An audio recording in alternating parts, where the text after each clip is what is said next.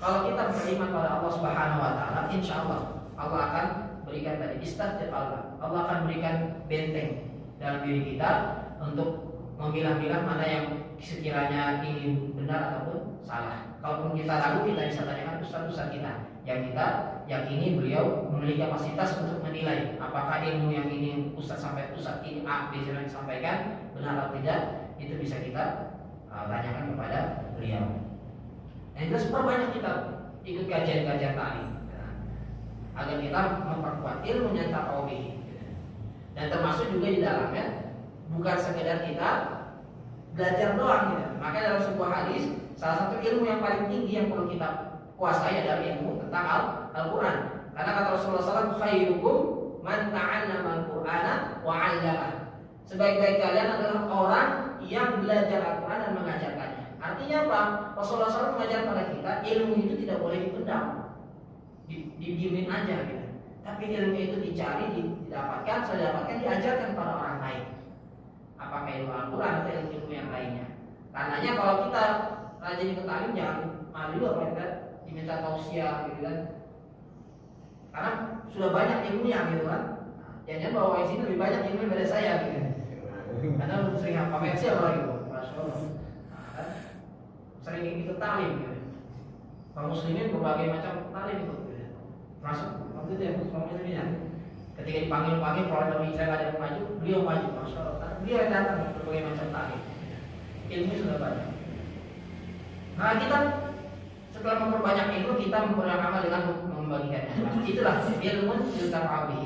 Ilmu yang bermanfaat untuk diri kita, menambah iman kita pada Allah, dan ketika iman kita kuat, maka kita akan mudah dalam beramal soleh. Kalau kita malas beramal soleh, maka kita perbanyak istighfar. Kenapa? Karena itu tanda-tanda iman kita sedang lemah. Kita malas baca Quran, kita malas sholat sunnah, kita mau ke masjid langkahnya berat misalkan gitu ya. Padahal jalan kaki 100 langkah nyampe misalkan, tapi berat banget gitu ya. Apalagi kalau cuma 2-3 langkah berat. Kita perlu istighfar agar melembutkan hati kita, memohon kepada Allah Subhanahu Wa Taala. Jangan-jangan karena dosa kita, karena lemahnya iman kita sehingga kita malas dalam beramal soleh. Ilmunya taqawwi juga ada bermanfaat untuk orang lain. Dengan apa? Dengan disebarkan. Oh berarti kita harus jadi guru pendidik dong? Nggak mesti juga. Gitu.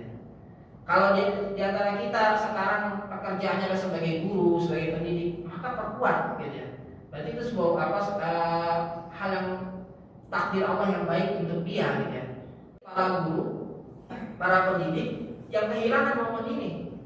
Kenapa? Dikarenakan dia dalam mengajarkan anak-anak didiknya lebih motivasi kepada pekerjaan, lebih kepada gaji.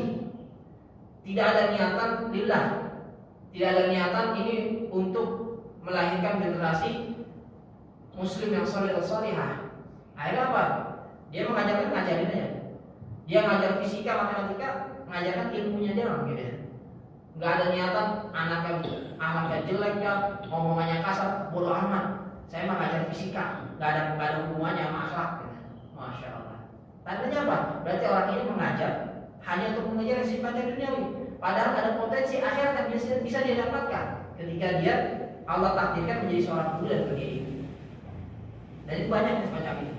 Akhirnya dikejar tentang apalagi tuntutan dari pemerintah, administrasi dan sebagainya. Akhirnya seorang guru pendidik sibuk dengan administrasi, sibuk dengan kehidupan duniawinya, lupa menguatkan niatnya.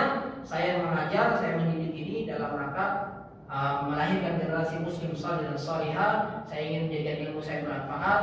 Saya ingin menjadikan ini amal jariah saya kelak di akhirat. Bagi kita yang bukan pendidik bisa juga. Gitu. Kita punya anak, misal kita ajarkan anak kita. Kita punya anak tetangga, ajarkan anak tetangga kita. Bisa Al-Quran, bisa akhlak. Kalau kita ada anak lagi main, kita lewat, ternyata omongannya kasar, misalkan kita nasihatin dia, kita tegur dia dengan lemah lembut dan sebagainya. Itu juga bagian dari memanfaatkan ilmu kita. Gitu. Itu bisa kita lakukan ilmu yang taqawwi, ilmu yang bermanfaat. Karenanya orang-orang mengajarkan ilmu, apalagi mengajarkan Al-Quran, dia tidurnya pun mendapatkan pahala. Gitu. Seorang guru Quran dia tidur, tapi ternyata di tempat lain, di Papua, di Kalimantan, di Jawa, murid-muridnya sedang baca Quran. Gitu. insya Allah mengalir untuk dia. Gitu. Nah, karena orang-orang ini bisa baca Quran dengan fasih, dengan sesuai tajwid yang benar melalui perantaraan beliau misalnya. Nah, karena masya Allah ilmu manfaat. Atau kita ngajarin banyak orang huruf ABCD dan sebagainya dan terus dipakai oleh orang tersebut. Gitu. Dikarenakan bisa huruf ABCD, akhirnya dia bisa baca, dia bisa kerja, dia bisa bikin proposal, dia bisa melamar kerja dan sebagainya, bermanfaat. Gitu. Ilmu yang terkawin. Atau kita ngajarkan orang-orang, anak-anak kita, murid-murid kita, orang-orang tentang 1, 2, 3 pertambahan, pengurangan, perkalian dan sebagainya, dan ternyata itu bisa dipakai untuk jual beli, dipakai untuk bisnis dia, dipakai untuk ngitung gaji dia, kurang atau tidak. Itu juga termasuk ilmu yang terkawin. Banyak hal. Tapi lagi-lagi innamal a'mal. Kadang-kadang amalan soleh kontennya bagus, tapi niatnya salah. Contohnya apa?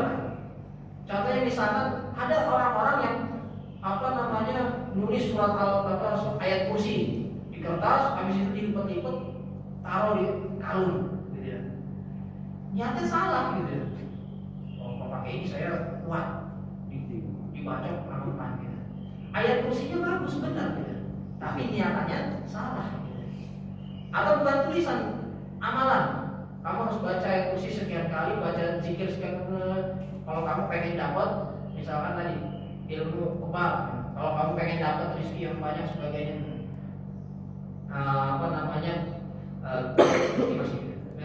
ilmu kebal, ilmu macam-macam lah, gitu ya. Kamu bisa terbang, kamu bisa jalan di air dan sebagainya. Amalannya mungkin benar, gitu. Tapi karena niatnya salah, maka jadi salah, gitu. Nah, karena kadang ada orang-orang yang merasa wah ini sesuai syariat nih, bacanya bagus kok, disuruh zikir, disuruh baca Quran sebagainya. Nah, padahal kalau niatnya lillahi ta'ala nggak masalah. Tapi kalau untuk yang lain, hal yang lain yang tidak sesuai syariat, itu jadi bermasalah. Nah, jadi bermasalah. Baik. Ilmunya tafawih, karenanya yuk kita ramaikan majelis taklim kita perkuat ilmu kita sehingga Allah SWT memudahkan kita dalam beramal saleh. Nah, yang ketiga, awaladun saleh yad'u lahu, atau anak saleh yang mendoakan dia. Kalau pelajaran kita bisa ambil dari kosakata ini, kita fokuskan kepada kalimat saleh. Nah, bukan Ustaz soleh ya, Ustaz soleh insyaallah. Tapi kita semua bisa juga, gitu. Saya namanya Abu Iza ya bisa soleh juga, gitu ya. Bukan Ustaz soleh doang yang soleh, semuanya insyaallah. Waladun soleh yang ulahu, anak yang soleh yang mendoakannya. Kenapa saya bilang fokusnya kepada kalimat soleh, sifat soleh ini? Karena kalau kita fokus kepada walad, anak, karena tidak semua orang ditakdirkan untuk menikah. Kalau orang nggak menikah, ya tentu dia nggak bisa punya anak. Meskipun banyak orang-orang yang kekinian, dengan PD-nya pada belum nikah tapi punya anak, ada, gitu. Itu ciri-ciri kiamat, gitu. Banyak sekali orang-orang publik, artis-artis yang punya anak padahal dia belum nikah, gitu. Alhamdulillah. Kebawa kumpul. Kebawa kumpul. Kebawa aja gak begitu. Tapi nah, malah atau ada juga orang yang menikah tapi belum ditakdirkan punya anak, gitu. Maka fokus kita adalah solehnya, gitu. Kalau kita fokus kepada waladnya, akhirnya mungkin orang kata ustadznya untuk amal, kalau kita meninggal tetap ada amal jariahnya, gitu, tetap dapatkan pahala. Waladun soleh lahu, anak, berarti saya banyak anak nih. Tiap tahun punya anak misalnya. Wah ini udah habis nih, bibit baru lagi, anaknya jatahnya 4. Akhirnya kerjanya memperbanyak anak. Bukan itu yang jadi fokus utama. Bukan memperbanyak anak, bukan memperbanyak istri. Saya harus nikah banyak nih. Karena kalau nikah 4 kali, anaknya banyak misalkan. Bukan itu. Fokus utama kita adalah salih, anak yang salih. Kalau kita fokus utama kita ketika melihat sabda Rasulullah SAW tentang amalan yang menembus batas usia ini, ada kosakata salih, maka kita akan memperbanyak orang soleh yang kita hadirkan melalui perantaraan kita. Maka anak muda yang belum nikah bisa, orang yang sudah menikah belum punya anak bisa masuk di sini. Apalagi orang yang sudah menikah punya anak bisa masuk lagi di sini. Nah, walaupun kadang-kadang belum banyak. Ya tadi orang kerjaannya memperbanyak anak tapi lupa mensolehkan anak-anaknya. Waladun soleh yad'u lahu.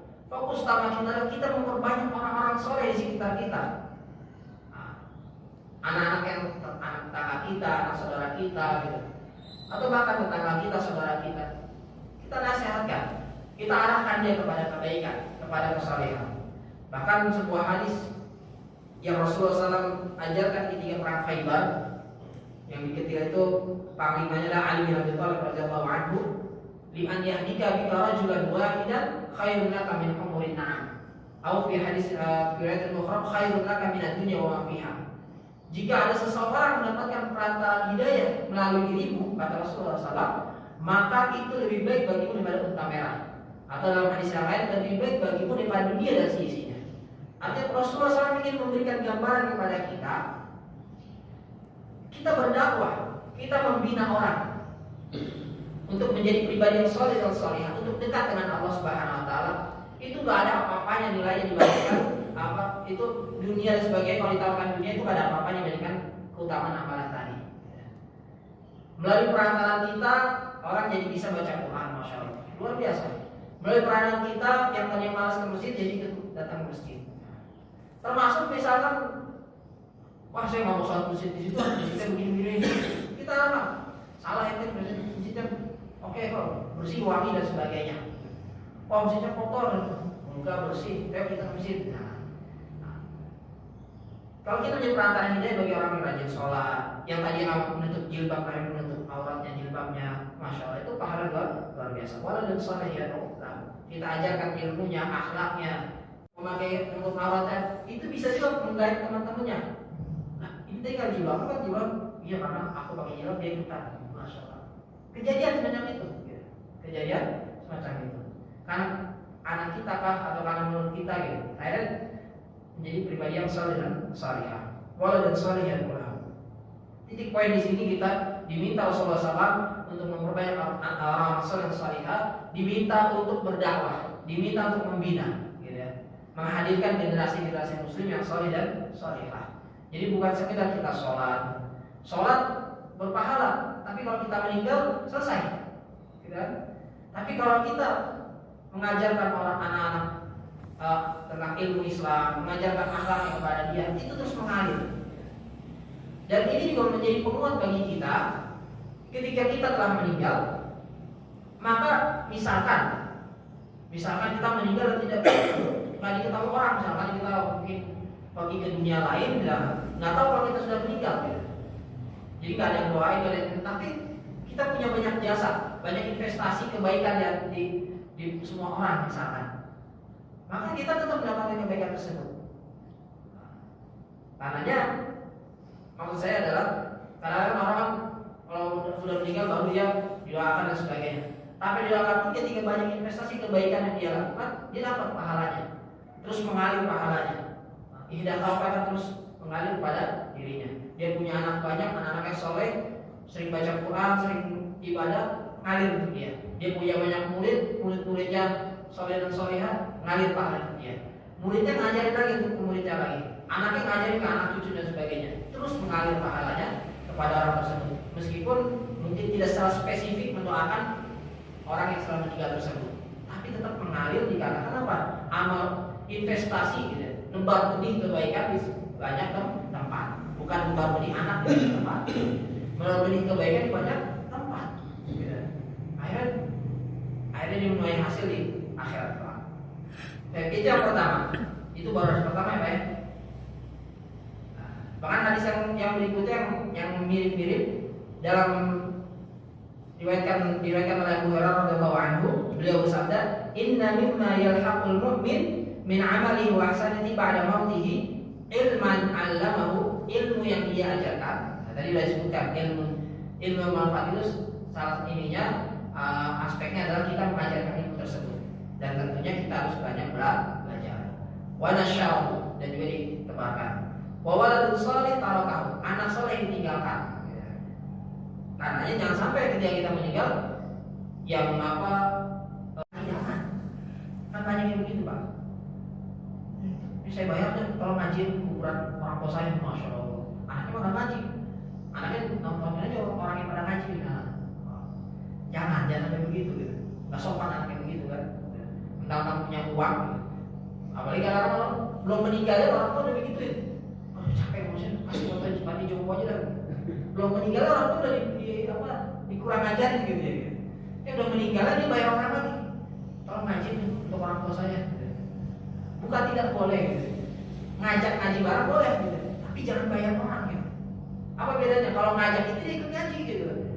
Dia ikut beramal soleh. Bukan nyuruh orang beramal soleh, dia aja nyantai, ongkang kaki, selesai kasih amplop. Jangan gitu. Ini anak yang kurang ajar yang begitu gitu. Bareng-bareng nggak masalah. Beramal soleh bareng-bareng silakan. Wa mushaf warasahu, atau kita punya dana kita cetak mushaf atau ada donasi mushaf kita ikutan, terus mushaf itu dipakai oleh banyak orang sampai lusuh, sampai terus pusat tiap kali dibaca orang gitu. Itu juga jadi amal jariah.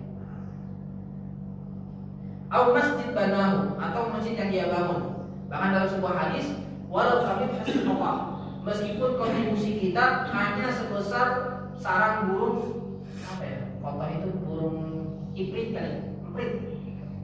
Gede segede apa Pak? Burung emprit itu. Sarangnya. Burungnya kecil kan? Empritnya apa lagi? Kalau sarangnya apa lagi? Walaupun kontribusi kita dalam membangun masjid cuma segitu sebesar itu tetap dapat pahala. Bahkan ikutan dibangun rumahnya. Ya mungkin beda-beda kali Pak ya. Saya juga nggak tahu. Allah SWT kita harus yakin akan dibangunkan masjid. Apakah bangunannya sama atau beda? Oh, itu sih bangunin rumah di masjid, rumah di akhirat nanti. Meskipun kontribusinya hanya sekedar segede burung emprit gitu ya. Nah, yang misalnya dia cuma nyumbang 100.000, padahal pembangunannya 1 miliar misalnya. Jauh banget. Pembangunan 1 miliar dia nyumbang 10.000 doang. Tapi masih mending dibandingin yang kagak nyumbang gitu. Ngoceh doang kan. Ya, 1 miliar jelek banget. Tapi dia kagak nyumbang gitu. Cuma ngoceh doang gitu. Nyumbangnya nyumbang kritik gitu. Nyumbang tenaga kagak, disuruh kerja bakti enggak datang, ditawarin donasi dia enggak ngasih gitu. Tapi kalau ada kejelekan, dia paling depan kritiknya. Nah, yang jangan yang begitu, itu enggak bagus gitu. Banahu, masjid yang dia bangun. Awaitan ibn sabil, banahu, atau dia membangun rumah untuk ibn sabil, untuk orang yang berjuang jalan Allah, atau yatim. Dia punya rumah, beli rumah di sini, beli rumah di sana. Ini diwakafkan untuk yang penghafal Quran, silakan pakai gratis sebagainya. Masya Allah, enak gitu ya. Meskipun mungkin saat ini rumahnya udah dipakai lagi oleh penghafal Quran, tapi penghafal Quran itu karena tinggal di situ, adem, enak, hafal Quran 30 juz, dan dia telah menyebar seluruh Indonesia, insya Allah dapat jariahnya. Kenapa? Karena melalui perantaraan rumah yang dia wakafkan ketika itu, anak-anak ini menjadi penghafal Quran. Meskipun sekarang rumah itu sudah mungkin hancur, sudah tidak dipakai lagi, insya Allah akan mengalir kepada dia, dikarenakan orang-orang yang hasil dari rumah itu menjadi beramal soleh sebanyak-banyaknya. Atau sungai yang dialirkan, dia mengalirkan air. Nanti ada pembahasannya dalam hadis. Bagaimana orang yang hafal yang mengalirkan air kepada orang lain, menyumbang air, membuat orang tidak kesusahan air, insya Allah itu pahala yang besar. Atau sekarang minyak, mengalirkan minyak kepada orang lain, insya Allah pahala yang besar. Awsara kata akhrajahu min sihati wa hayatihi yang kepada, atau sedekah infak yang dia keluarkan. Dan di sini Rasulullah SAW mencatat fi sihati wa hayatihi, karena kata Rasulullah SAW dalam hadis yang lain, ketika seorang sahabat bertanya, ya Rasulullah, kapan infak yang paling utama? Maka kata Rasulullah SAW, infak yang paling utama adalah ketika kamu dalam keadaan sehat, kamu dalam keadaan sehat walafiat, tidak sedang sakit, apalagi sedang sakit tidak, dan kamu sedang punya impian yang banyak, pengen ini, pengen itu, dan kamu sedang mengumpulkan uang, dan kamu takut miskin. Maka kalau kamu keluarkan uang di saat kamu memiliki sifat tersebut, itu yang terbaik. Wah, saya mau ikutan bantu pembelian ambulan, karena saya mau beli HP, beli speaker, beli kulkas dan sebagainya. Wah, kebetulan saya banyak mobil cicilannya belum, atau perbaikan dan sebagainya. Wah, jangan dah, kurang uangnya misalkan. Di saat semacam itu Rasulullah SAW itu bisa. Itu termasuk yang amalan terbaik, infak terbaik yang bisa kita lakukan. Baik. Yang kedua, hadis yang kedua, yang sebenarnya masih nyambung dengan sholat berjariah. Sebuah hadis Rasulullah SAW, ya ayuhan nas afsus salam wa atimut ta'am wa shaddul arham wasilul arham wasallu bin nas wasallu bil laili wan nasu niyat tadkhulul jannata bisalam. Di sini Rasulullah SAW menyebutkan amalan-amalan yang bisa mengantarkan kita pada surga. Salah satunya wa'at imut ta'am, kita memberi makan orang-orang, apakah orang miskin, yatim, atau bahkan tadi orang-orang soleh, gitu ya, menghafal Quran ke orang soleh dan sebagainya, yang kita bisa termasuk ya tadi kalau kita aktif ada Jumat berkah, kita berharap makanan tersebut dimakan orang-orang soleh, dia beramal soleh, kita dapatkan kebaikan dari amal soleh dia lakukan. Aqimu ta'am. Dan banyak sekali keutamaan dari kita, itu termasuk khairul amal kata Rasulullah SAW ada hadisnya. Khairun nasi, termasuk orang yang terbaik di antara manusia. Ajrun jazil, punya banyak pahala yang luar biasa. Apalagi tadi disebutkan salah satu komponen agar kita bisa masuk surga secara aman sentosa, salah satunya adalah mengamalkan dari aqimu ta'am, memberi makan orang lain. Kemudian qurbah minallah, menjadi dekat dengan Allah Subhanahu wa taala. Ada juga an-najah min ahwal yaumil qiyamah. Kalau orang rajin memberi makan orang fakir miskin, yatim, orang saleh, dia akan selamat kelak di hari kiamat. Bahkan disebutkan sebuah hadis ada surga yang kelihatan dari atas dan dari bawah. Ditanya, untuk siapa itu Rasulullah SAW? Itu untuk orang yang rajin ngasih makan orang fakir miskin, orang saleh. Nah, min asbab dukhulil jannah, dari hadis yang tadi disebutkan. Kemudian min ashabil maimanah di surat Al-Balad, orang yang rajin memberikan makan dia termasuk ashabul maimanah, golongan kanan, gitu ya. Bukan golongan kiri. Karena di Quran juga golongan kanan kiri ada, gitu ya. Makanya di dunia jangan kita ikut golongan kiri, ikut golongan kanan. Jangan di tengah-tengah juga, gitu. Nah, kalau tengah-tengah nggak jelas, harus jelas keberpihakan kita. Min sifatil abrar di surat Al-Insan, termasuk sifat orang-orang baik. Dan alhamdulillah itu tadi amalan-amalan yang menembus batas, yang secara umum ada sholat jariyah, amalan-amalan yang kita kontribusikan di jalan Allah Subhanahu wa taala, maka kita tidur, kita istirahat, kita tetap dapat pahala dari amalan tersebut. Bahkan kita meninggal pun kita mendapat pahala dari amalan tersebut. Nah, kemudian dari ilmu manfaat, kemudian anak-anak soleh, kita memperbanyak orang-orang soleh yang kita hadirkan melalui perantara kita juga memperbanyak ngasih makan orang, gitu ya. Apakah beras mentahnya tadi sudah matang, kita bagi-bagi, gitu ya. Jangan kita bagi aromanya doang, gitu ya. Aromanya tersebar ke seluruh TRP, tapi nggak ada yang nyangkut ke satu pun ke semua orang, ya. Nyangkutnya ke lidah dia doang, gitu. Jangan sampai semacam itu.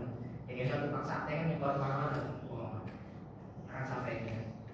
Jadi pedagang juga bisa kita beramal soleh, gitu ya. Yang harus ada satu tusuk empat, kita jadi tambahkan 5 misalkan tusukannya. Itu amal soleh, itu amal soleh. Nah, karena pernah ada saya nonton YouTuber amal soleh seorang pedagang bubur, harusnya 2 sendok Pak, ini saya kasih 3, saya mau amal soleh, masya Allah gitu. Nah, tanpa diketahui orang lain dia tambahkan takarannya yang biasanya tidak normal. Nah, itu bisa amal soleh juga. Dia dapat untung dunia, dia juga dapat amal soleh akhirat. Itu tadi. Dan terakhir, kalau amalan yang tanpa batas, yaitu salah satunya adalah puasa, gitu ya. Karena kata Rasulullah SAW bahwasanya seluruh kullu amalan ibni Adam fa inna shaumi fa innahu li wa ana ajzi bihi. Sesungguhnya puasa itu untuk aku, untuk Allah Subhanahu wa taala, wa ana ajzi bihi, dan akulah yang akan ngasih berapa pahala besaran yang akan diberikan. Karena yang perbanyak kita puasa sunat, apalagi puasa Ramadan bentar lagi, itu adalah tadi amalan tanpa batas. Karena tidak jelas pahalanya, gitu. Allah yang akan ngasih seberapa besarnya pahala yang akan berikan. Kita berharap yang paling terbaik dan paling besar yang Allah berikan, dan keridhaan Allah Subhanahu wa taala. Itu saja, mudah-mudahan bermanfaat untuk anda pribadi dan untuk jamaah sekalian. Mari kita manfaatkan hari-hari kita, karena hari kita sama 24 jam. Berapa detik saya belum hitung, berapa jamnya silahkan dikali saja, gitu. Semuanya sama, tapi tentu amal soleh kita berbeda-beda dikarenakan tadi perbanyak soleh, atau mungkin ada di antara kita amal soleh sama dari A sampai Z-nya, gitu. Tapi ternyata yang ini niatnya beda, ini niatnya pindah jadi beda, atau ini amal solehnya itu sama, tapi ini jariah, ini tidak jariah, juga nanti endingnya akan berbeda. Mudah-mudahan amal soleh kita lakukan diterima Allah Subhanahu wa taala, dan mudah-mudahan kita memperbanyak amal soleh jariah kita sehingga Allah ridho dan masuk kita dalam surganya. Amin amin ya rabbal alamin. Baik, kita tutup dengan baca hamdalah.